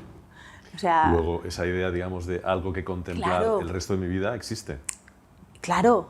De hecho, yo creo que debe ser el cielo de la pintura, ¿no? Es decir, esa idea de... Yo cuando hablo de el cielo de la publicidad es que el BMW te ponga el te gusta conducir en lo alto de su edificio de BMW en Madrid y digas, bueno, pues ha llegado a lo más alto. Es decir, se han gastado un montón de dinero en poner el...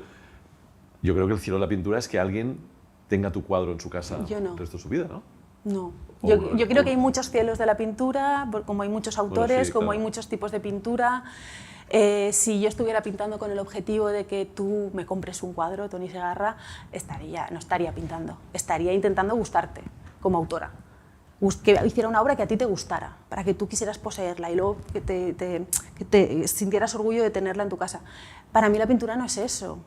Claro, y eso te lo quería preguntar también. Eso sería el mercado del arte. Es Porque, que porque hay un mercado, ¿no? Sí, Y el mercado, claro, tiene lógicas de mercado. sí. Yo empecé a trabajar con galerías cuando acabé la facultad y dejé de trabajar con galerías. Por eso. En parte sí, porque para mí la pintura es, como te digo, es otra cosa. O sea, yo sé que tengo que comer y que tengo la suerte o la desgracia de no tener una cuenta, no venir de una familia que me puede permitir dedicarme a la pintura, tener mi taller y poder dedicarme a leer y a pintar y a viajar. No puedo hacerlo. Pues ya me invento la manera de poder hacerlo y he intentado, y creo que eso lo he hecho bien, ¿no? que esas maneras de poder hacerlo tengan que ver con la pintura, pero no son pintura. O sea, es lo que te digo, ¿no? Y yo cuando me subo a un escenario con Denis Raemon y él toca y yo pinto destruyendo, porque además también la idea es que nada permanezca, o sea, es muy bonito lo que hacemos, pero al final lo hacemos para ir, vamos a un sitio, llenamos un auditorio, cobramos una entrada y podemos pagar la casa que compartimos, ¿no? A lo mejor, si no tuviéramos que pagar la casa que compartimos con nuestro trabajo, Ramón se dedicaría a componer todo el día y yo me dedicaría a pintar. A lo mejor no, seguramente, ¿no? Entonces, claro, es que depende de esta pregunta, según a quién se la hagas, sea hombre, sea mujer, ya hay una gran diferencia. ¿Sí? Sí. Sí. A ver, me interesa eso. Bueno, pues los Para cuadros aprender. hechos por hombres suelen pagarse mucho mejor que los cuadros hechos por mujeres. Ve a cualquier museo y verás el porcentaje de obras pintadas por hombres, el espacio que ocupan y si hay alguna obra hecha por mujer y qué obra es y qué espacio ocupa, ¿no? En el Museo del Prado creo que hace 7 años se hizo la primera exposición individual a una mujer. Estamos en un desequilibrio bestia. O sea, de hecho, cuando has dicho lo de esa idea, me ha dado envidia, ¿no? Pensar que alguien está pintando ya pensando en que su obra va a estar en casa de alguien, porque... Puede estar. Sí, pero me ha dado envidia en el sentido de que el mundo es vuestro, el mundo es de los hombres, el mundo se nombra en masculino, solterón, solterona, portero, portera. Cojamos portero y portera. Portero es un señor que para un gol de una manera heroica y todos le aplaudimos. Una portera es una señora que limpia y cuenta muchas cosas. El mundo se nombra masculino, entonces los temas. ¿Por qué ahora está habiendo esta revolución? O sea, ¿por qué se está quejando todo el mundo de que haya tantos libros sobre maternidades? Que no es que yo quiera que haya tantos libros sobre maternidades, no estoy hablando ya desde mi opinión, estoy hablando desde una visión objetiva del contexto. ¿Cuántos libros sobre guerras hay? ¿Cuántos libros sobre el acto heroico de morir en una batalla hay?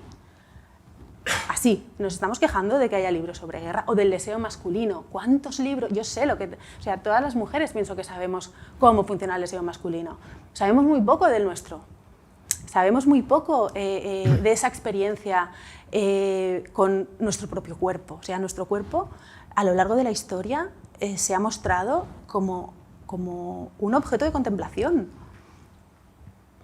Vuelvo a Silvia Paul, que tenéis que leer a Silvia Paul. Silvia Paul tiene una frase magnífica que habla sobre... Celia. Celia. Paul, perdón, Silvia Paul. Tiene una frase magnífica porque ella es una pintora, está viva, es contemporánea, vive en Inglaterra, delante del British Museum. Hace muy poquito publicó y se tradujo, está en una editorial maravillosa que se llama Chai, un libro que se titula Autorretrato, y después publica otro libro que se titula Cartas a Gwen John. Hablo de los dos porque para mí los dos son importantes. El primero, y porque hay muy pocas mujeres y hay muy pocos textos sobre pintura escritos por mujeres, sobre el proceso creativo, sobre la búsqueda. Ella escribió Autorretrato porque, entre muchas otras cosas, y mucho más importantes, tuvo un hijo con Lucian Freud, ¿vale? El gran pintor inglés que tuvo tantas relaciones con tantas alumnas y tantos hijos. Ella tuvo un hijo con Lucian Freud y una historia con Lucian Freud. Y ella es pintora. Cuando murió Lucian Freud, ella empezó a aparecer en los obituarios como la musa de Lucian Freud, ¿no? Y entonces ella se dio cuenta de que tenía que también poder contar su historia, porque ella es pintora, no es solo musa.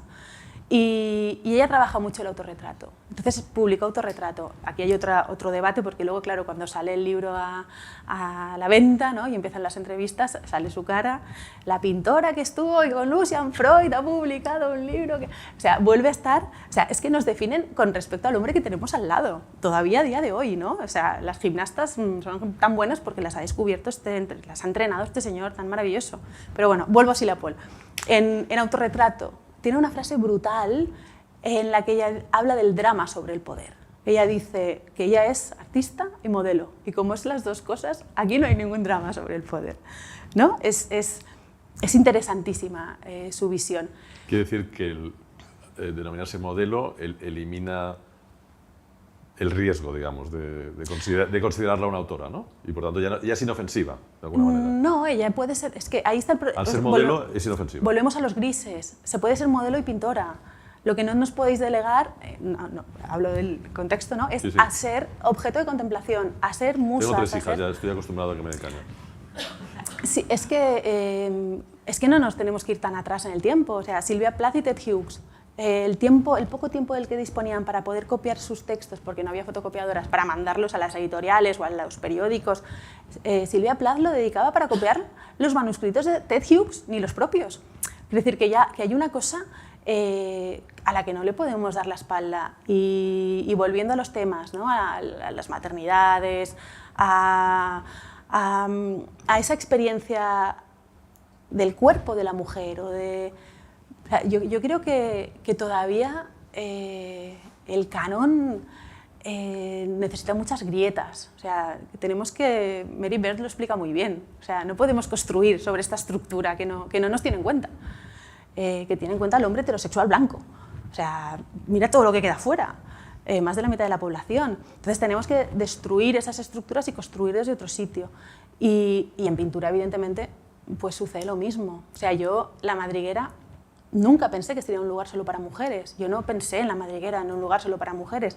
Pero ¿qué pasó? Que empecé a ver cosas cuando había hombres que no me gustaban. O sea, algo que parece estúpido, como que cuando acabamos tenemos que limpiar nuestro trozo de mesa y el tío se había pirado y estaban ellas limpiando las mesas de ellos. Pobre hombre, tú te estás limpiando tu mesa, ¿no? Él se tiene que limpiar su mesa. Entonces, esto que parece una tontería no es una tontería, es una manera de estar en el mundo. Porque ese hombre era una bellísima persona con el que se podía hablar de 1000 millones de cosas, un gran autor, que era maravilloso que estuviera con nosotras. Bueno, pues chico, ahora no puedes estar. Porque luego también hay una serie de temas que no se pueden tratar y luego porque no podemos estar todavía interpretando roles que es que irremediablemente interpretamos porque lo tenemos en nuestro ADN. Yo podía regañarlas, ¿no?, por haber limpiado la mesa de este señor, pero es que seguramente si yo hubiera sido una alumna habría limpiado la mesa de ese señor, porque ya nos nace, o sea, está en esa estructura, ¿no?, que Mary Beard dice que tenemos que reventar para mirar desde muchos otros sitios, ¿no? La vida podría ser más bella, más interesante, más compleja, más rica si todos y todas habláramos. Lo será. Sí, ¿no? No lo veremos, pero... Bueno, esto se tarda. Ha tardado siglos en ser como es. Tarda siglos. ¿Preguntas? Habéis hablado mucho de la creatividad, del arte, de tal, y a mí se me ocurría cuando hablabais que la espontaneidad o la inocencia de la primera vez en todo se pierde. Quiero decir que probablemente tanto en pintura como en publicidad como en cualquier otra disciplina el conocimiento, la técnica, el aprendizaje, la práctica capa un poco esa frescura de la primera vez que hay que suplir con talento, ¿no?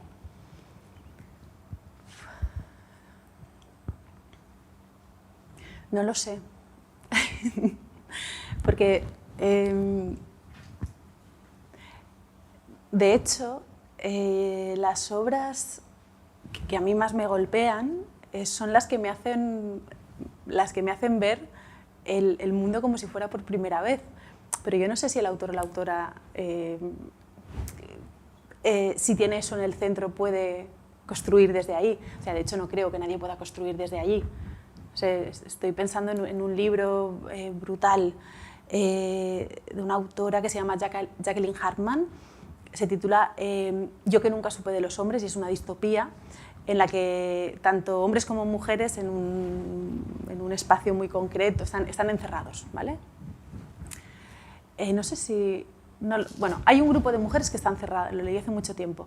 Llega un momento en el que consiguen salir de ese encierro, ¿no? Y ven el mundo por primera vez, ¿no? O sea, el momento en el que el personaje que narra mete los pies en el río y el agua le corre por los pies, y tú estás leyendo aquello y realmente te sientes como si aquello fuera la primera vez, es alucinante, ¿no? O sea, yo como lectora o como alguien que ve pintura, hace poquito con Turner, o sea, esa gaseada y como esos esfumatos, ¿no? Y estas pinceladas tan violentas y a la vez tan delicadas. Como espectadora sí que pido eso, pero como autora, no sé yo si querría volver a esa inocencia, porque no sé si me interesa esa inocencia. No sé si te he respondido. Como autora habías comentado antes, o como artista, el proceso de crear, destruir, el decidir cuándo una obra está completa. En tu caso, cuando estás pintando o escribiendo, el momento en el que tú decides hasta aquí, hemos llegado, hemos acabado, esto es, ¿cómo es ese proceso para ti? Porque, por ejemplo, creo que la fotógrafa Annie Leibovitz, ella cuando hace una foto la imprime lo más grande que puede, la cuelga en un salón y la mira durante semanas, cada día, y si ella es capaz de convivir con esa obra durante 2 semanas, dice, venga, vale, la foto lo vale. Entonces, me interesa saber en tu caso ese proceso cómo va. Tampoco estás hablando de un proceso en su caso, porque la imagen ya existe. En pintura es diferente. Si para ella la obra vale o la descarta y vuelve a hacer el proyecto o vuelve otra vez. En pintura yo pienso que es diferente porque tú estás siendo sujeto activo de la creación de la obra. Entonces hay muchas decisiones que tienes que tomar. O sea, no es clic, no digo que la fotografía sea eso solo, por favor. Pero sí que es congelar un momento, ¿no? Sin embargo, en pintura hay muchos momentos.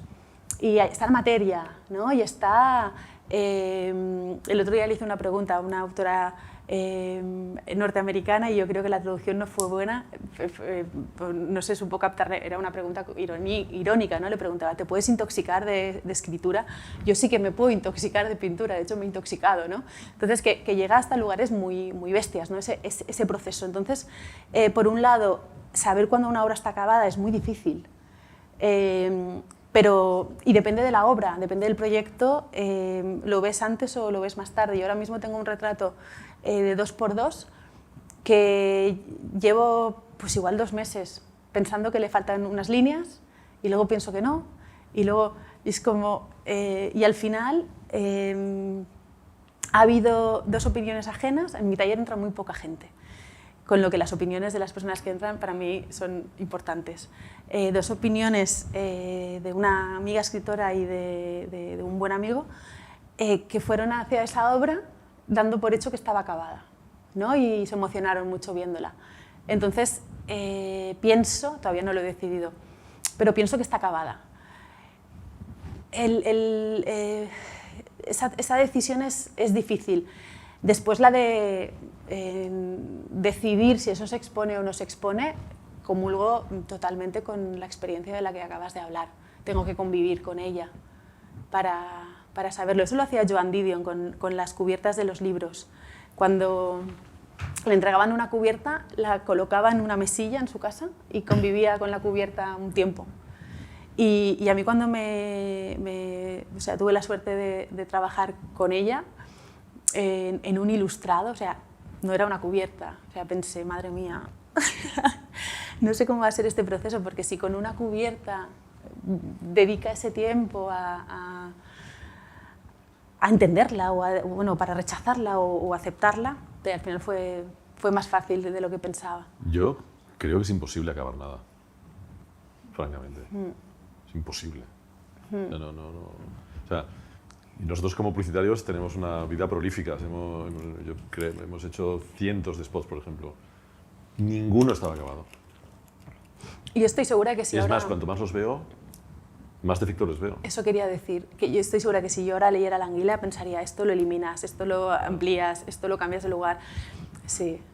De hecho... Yo creo que Leibovitz lo que debe ver es que no le dé tanta vergüenza como para que no se vea capaz de... Pero seguro que le ve los fallos. ¿No? Sí, yo creo que sí. Yo hago un trabajo ridículo que es, una vez al mes escribo 2 artículos para La Vanguardia. Yo viviría todo el rato corrigiendo el artículo. O sea, pues que un día que me llama alguien de La Vanguardia y me dice, es mañana, entonces lo entrego. Pero yo vivo bien en la corrección, digamos, ¿no? Escribo más o menos y luego, a partir de ahí, es maravilloso esos 10 minutos del día de, voy a corregir. Le quito una palabra, le pongo otra, tal, el día siguiente, ¿cómo he quitado esa palabra? Si estaba bien la que había, tal, y así podría estar el resto de mi vida. Sí. De hecho, se vive bien ahí, ¿no?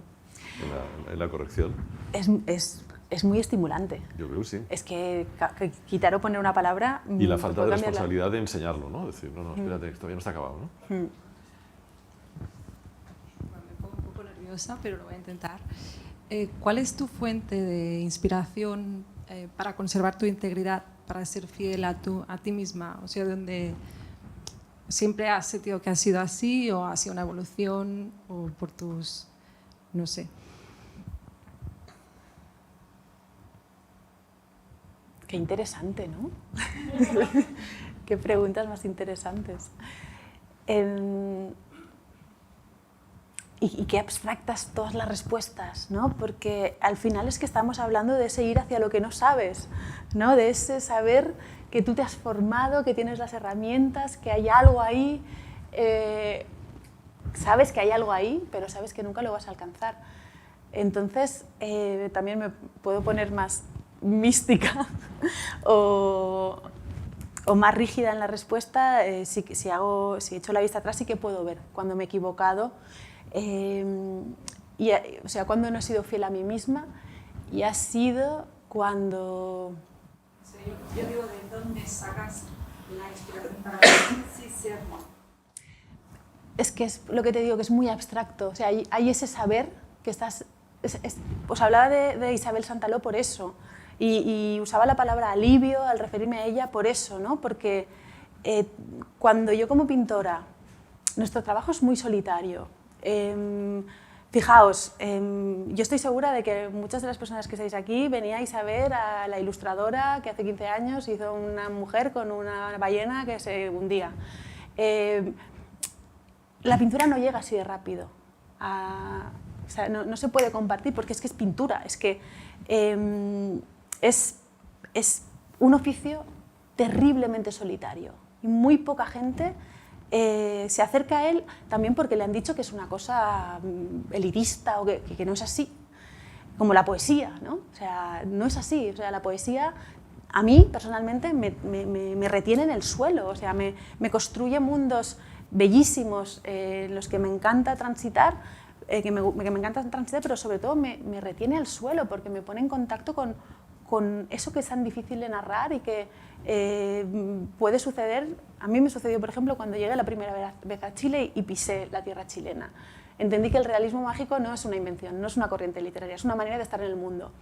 Entonces, es una cosa muy intangible y muy difícil de explicar. Y como te digo, es un oficio muy solitario. Tú cuando ves a una mujer como Isabel Santaló, que apenas puede moverse, que está llegando al final de su vida y que está tan en paz con la vida que ha tenido porque la ha dedicado a la pintura, ahí se entiende. Es una sed, es una verdad que tú sabes que está ahí, pero que no se puede explicar, es muy difícil. Yo hace poquito estaba en una comida familiar y hace poquito, tengo 42 años, 42 o 43, 43, un primo mío me dijo, no sé qué les expliqué, una cosa, creo que lo de los talleres nómadas, no sé, algo que con lo que yo estaba emocionada en mi trabajo. Y entonces me dijo mi primo, ahora te hemos entendido, no estabas tan loca. Claro, o sea, que tu propia familia no entienda, o sea, yo suerte de familia que no entendían pero respetaban. Y me han acompañado siempre, o sea, no lo entendían pero ahí estaban. Si vivieran cerca, aquí estarían, o no, porque eso tiene mérito. Mucho, porque no me entendían, pero estaban apoyando, o sea, sabían, de alguna manera quizá les supe transmitir esa pulsión, o quizá me veían más en paz, o más estable, o más serena, o más feliz, no lo sé. Pero es una cosa que yo, cuando vienen las alumnas al taller,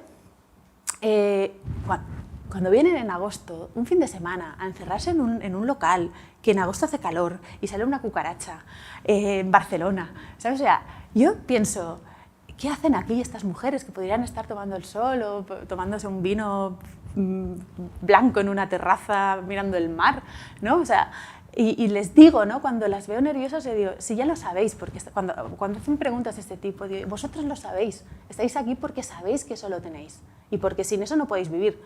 Y no seré yo quien os lo pregunte, o sea, quien os lo responda. También es una respuesta que tienes que encontrar tú en tu búsqueda y en tu proceso, ¿no? Pero lo que sí que creo que es ilustrativo es que estamos en agosto, estamos sudando como perras, grabando, o sea, quemando resina en un patio en Barcelona, ¿no? Les digo eso, ¿no? Que aprovechen y que tomen conciencia de lo afortunadas que son, porque mucha gente no tiene esa pulsión, ¿no? Y no tiene esa manera de estar en el mundo. Y aunque a veces sea dolorosa esa manera de estar en el mundo, yo creo que habitualmente es muy gratificante, da mucho placer. Por eso se hace. Ya, pues ya. Muchas gracias por escucharnos. Gracias.